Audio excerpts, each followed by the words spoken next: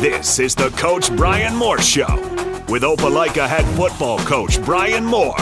And now with Coach Moore, the voice of the Bulldogs, Van Riggs.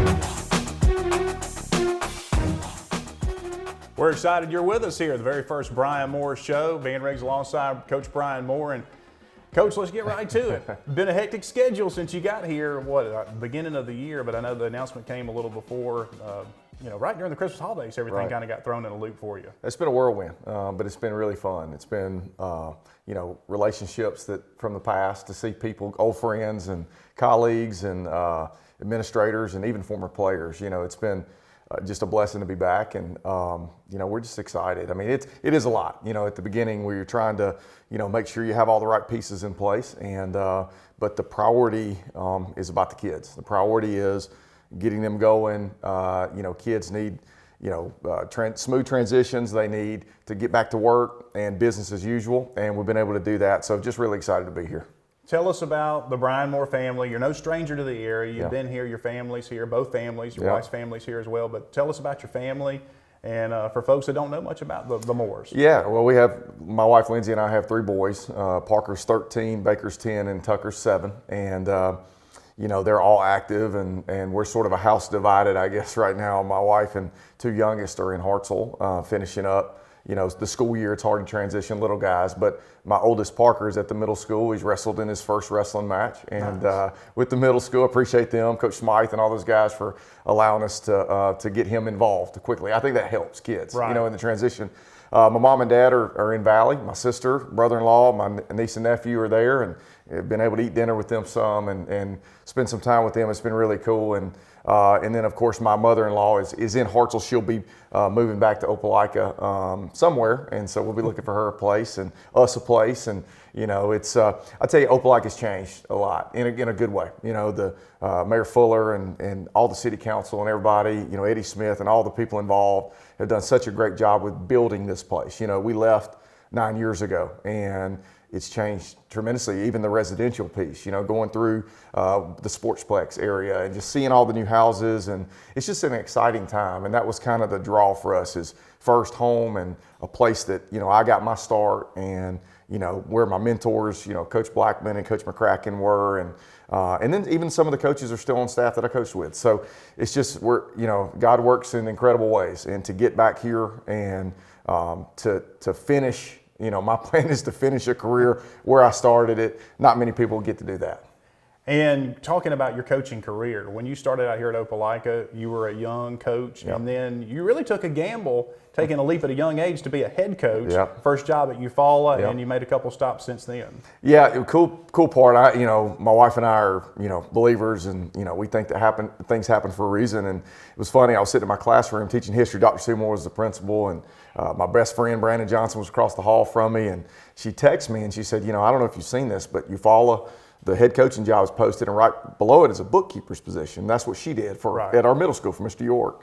And I said, wow, that's pretty neat, that it works that way. And so, we got involved, and we had no experience. I had been 2 years with the 9th grade, and then 6 more years with the varsity, 2 as a tight ends, fullbacks, and then 4 as Coach Blackman's offensive coordinator and quarterbacks coach. And, I felt like I was ready. I was 29, so that was early. Had a lot more hair then, and, just, thought that it was time, and it was. It was, sometimes you can jump into a tough spot, and, your inexperience can sort of mislead you into some bad positions, and that wasn't the case. And so took that leap of faith, and, we moved our family. That was only about an hour away, and it was a blessing. We, built an indoor, much like Opelika. We had just finished with the building when I left, and I don't know, it's amazing, the stops that we've made, and then, to end up back here again is just a blessing for us, and just proud to be here.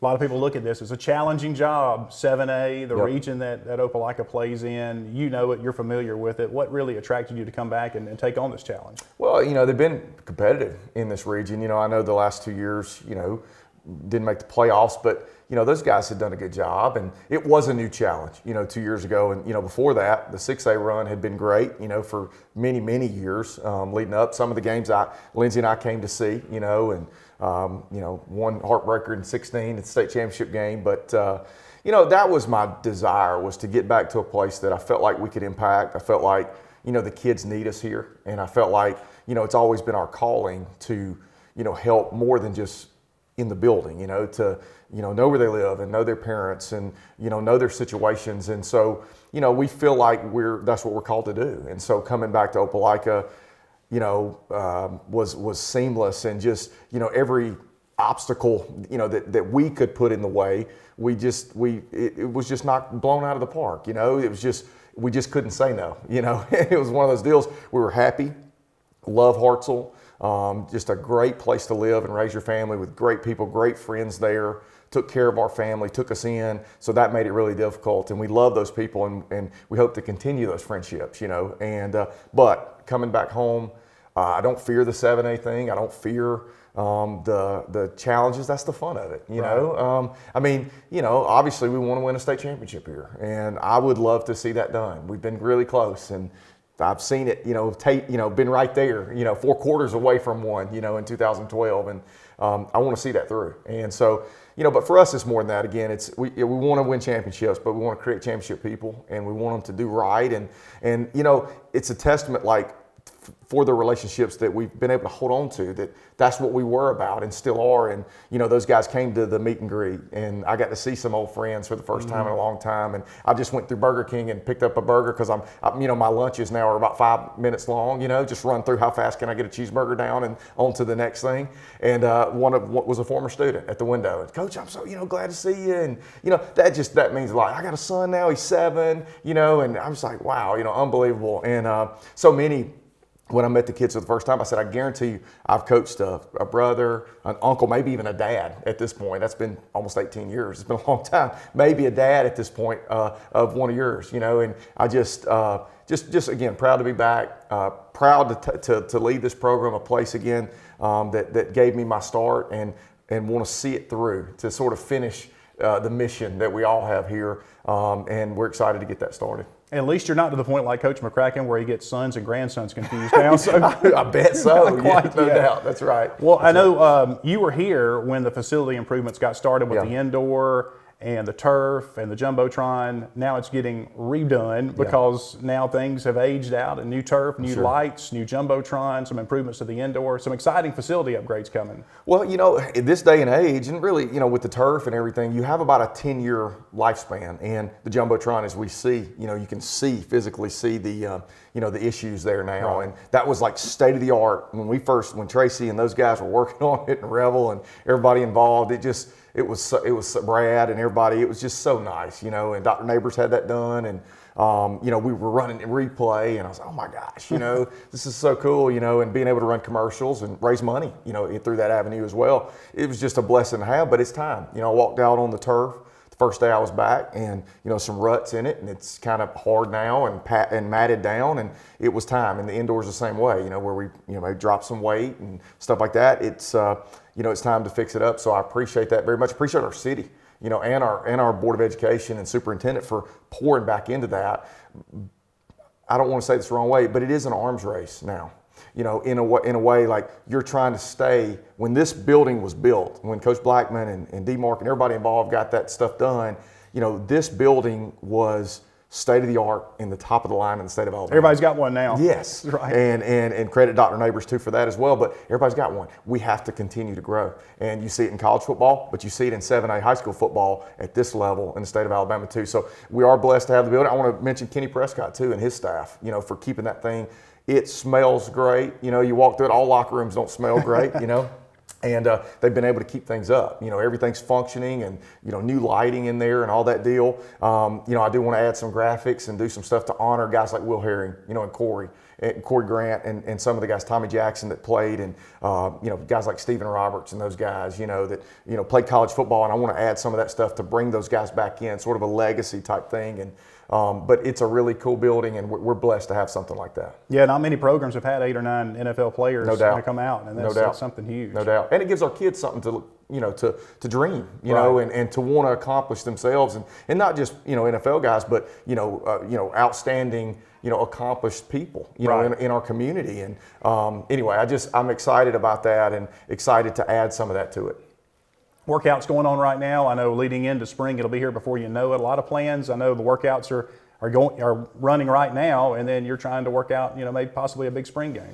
Yeah, we're going to play a spring game, and I'm real close to finalizing that. I really wish I could announce it, but we did finish our schedule first, and that was really tough. It tells you a lot about Opelika in that people were not like jumping to play us, and so it was really difficult to schedule. We did finish that up with a 10th game. It was really game 5, but Pike Road was the last domino to fall, and we put that out on social media, and our kids were really excited about it.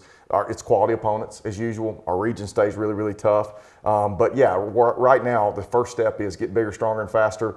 But not just that, to pour into them from a character standpoint. We'll start a book study next week. Appreciate Ms. Fisher and some of the people that helped buy those. And a book called Make Your Bed. Admiral McRaven wrote that. If people that are listening, I would strongly urge you to listen to that commencement address to the University of Texas that he gave. He's the lead Navy SEAL and wrote a book that has basically 10 principles in it that we can all live life by. And the first principle is to wake up and make your bed, because it's a task accomplished. So you have a bad day like we all do.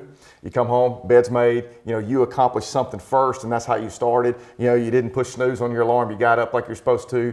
You got a cup of coffee, made your bed. Here I go to work and do my best. And so we're going to talk about that with our kids, because again, I can't just say that we want them to be championship people. I got to put money where my mouth is. I've got to buy things for them and have resources for them to help develop that phase of their life. Because again, this is a short deal. Football, I got them for 3-4 more years, 1, some of them.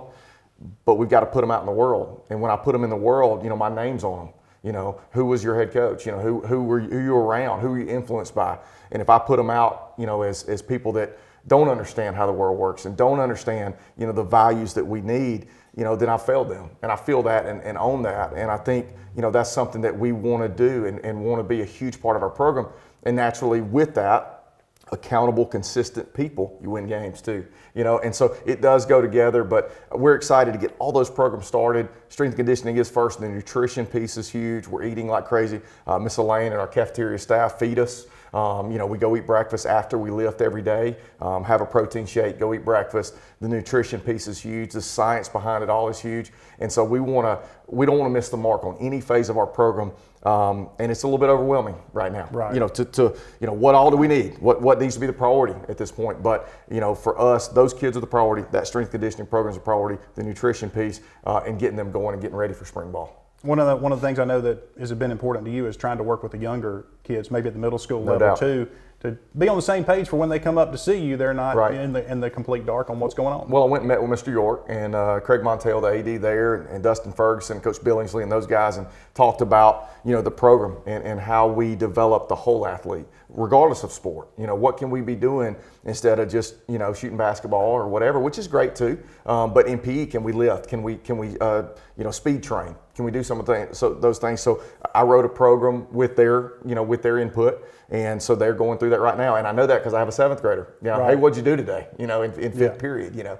And so I'm really excited about that. And because we have progression of teaching as we go through from the time they're 12 years old until they're 18. And we want to have a vertical alignment with our middle school. And I appreciate Mr. York. There's some resources we need to pour into that in regards to weight racks and bars and stuff, and nutrition for them too. But then we got to be smart about that. We don't want to be playing basketball and back squat that day and do something crazy. We want to take care of our kids and win at everything, but develop them from the ground up. So, and then the next step is the youth leagues. How do I get involved with the rec, the travel, all the youth leagues that now sort of segment today, and to make us one. And build that from the ground up. What happens is when you do that, naturally you get some alignment with, verbiage and what you run and your scheme and your philosophy, but you also get, an understanding of who those kids are and who that 10-year-old is that's going to be your next really good player, and it's so cool. For me, having 2 little boys, I'm going to those games anyway. So I'm at the game, so I get to meet dad and granddad and mom and everything. And so it naturally gives me an inside track to knowing those kids and to understand who they are from the time they're my youngest is in first grade. So from first grade all the way up to their seniors, knowing those guys and going ahead and building those relationships early. And the younger kids getting to play inside Bulldog Stadium on Saturday Big morning. time. I know it's been imported, and I know it will continue to be imported. Those kids, boy, we were playing in Saturday morning league this past year, and they love it. Yeah, can you imagine and I love Moore Stadium. That was right by my house where I live. But this is different when you come in Bulldog Stadium and you got the turf and all that stuff. And then again, when you're not just me, but our staff and some of our players walk out there just to say hello. I mean, I always tell our players, listen, you might as well have a cape on. You are a superhero. When my children come in this facility and watch you live, you are a superhero. And I need them to understand, like, then I have to act like that, and I have to carry myself, and I want them to get involved with those guys, and, who is Malik Ultra, oh my gosh, and those guys, and to get to see them and interact with those little guys, that's very important too, but it's all about uniting our community and then building it from the ground up. All right, Coach, so spring, I know we mentioned that. Look out for a game coming up sometime in May. Probably May 16th. Okay. That's what I want to shoot at. That's a Thursday. Okay. We could do it the 17th, which would be a Friday, but hopefully Coach Blatt and his group's still playing then, in a Friday, Saturday series. And then track will be done by then too. So talk with Coach Johnson and kind of getting, hey, when's the state meet? And, hopefully we have a ton of qualifiers. We got a lot of dual sport football track guys too. And so we want that to, hopefully be going on as well. Softball still playing, that whole deal. But we're going to go 3 weeks, 10 days within 3 weeks. So we can space it out, lift between, watch film between, and really take time and slow down. Colleges do that almost over like 4 or 5 weeks now, where they'll go like 15 or 20 days or whatever it is. And they space it out so you can really teach. And because that, to me, I think it's ludicrous not to do spring. Like, I know there's probably some of my friends that don't do spring. Right. But it is an extra time to evaluate, not only that, first to build your foundation of your program, but also allow spring evaluations for colleges. I mean, I've probably had 10 colleges through here in the last, through Opelika the last 2 days because we have good players.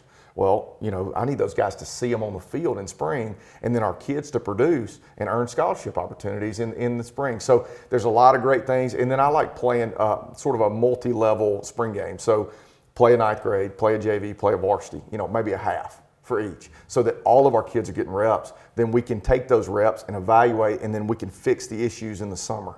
It gives us sort of an inside look at, is a kid going to be physical?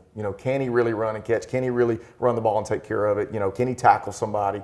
It gives us an idea of where we are, and then we can fix the issues throughout the summer. Lose 2 teams from the region last year. Robert E. Lee moves down, Percy Julian moves down to 6A. Prattville goes up to the region with Hoover and those guys up north, and you bring in Carver Montgomery. They just recently named Bobby Carr their head coach. Some interesting developments there. Doubt. And but you're going to start the season off with an old rivalry, and Benjamin Russell a trip there, Callaway here, and then right into the rivalry game against Auburn. So a lot of excitement right off the bat for you at the beginning of the season. Yeah, you get your oil check pretty quick. That's right. Yeah, That's so right. we're excited about the schedule. I mean, we're excited about obviously going to Ben Russell. That was a game we always played when I was here. Right. A lot of times that was a region game. But it wasn't always. They were between 5 and 6, back then, and the old 6 classifications, and then we were 6, and then kind of teetering on the line with 7. So not every year, but we played them a lot, and close by. Really talented team as usual. Coach Grider does a great job. He was here many years ago, and I've known him for a long time, and does a great job. And then Callaway here. That's a one that they started playing after I left, but it always made sense. Right. To play a border war type game, and to be able to play them, and they've got quality dudes like Tank Bigsby. I mean, they've got some guys too. So, and then of course Auburn. People say, why are we playing Auburn so early? Well, that's really out of our hands. It's a region draw. And so we'll go there, but then Phoenix City comes to us, and so we're really excited about the schedule. Of course, Enterprise and Dothan are much improved. Coach Blackman does a great job at Enterprise, and then Dothan does a great job too. So we've got our work cut out for us. Absolutely. Well, Coach, good luck for the rest of the offseason into the spring. We'll continue to do the Coach Bryan Moore Show throughout the year and a weekly show during the football season. So make sure and tune in and catch it right here. And Coach, appreciate it. Thanks so much. Thanks, man. Appreciate you guys. Thank you. You've been watching the Bryan Moore Show.